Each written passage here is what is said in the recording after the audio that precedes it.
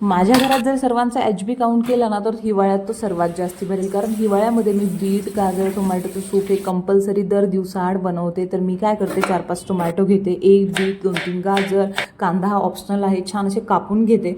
त्यानंतर कुकरमध्ये दालचिनी, तेजपत्ता, 3 लवंग, 3 काळे मिरे टाकून थोडासा गूळ, थोडंसं मीठ, 1.5 ते 2 ग्लास पाणी टाकून 4 ते 5 शिट्ट्या देऊन घेते. एकदम मऊसर असं बनतं हे.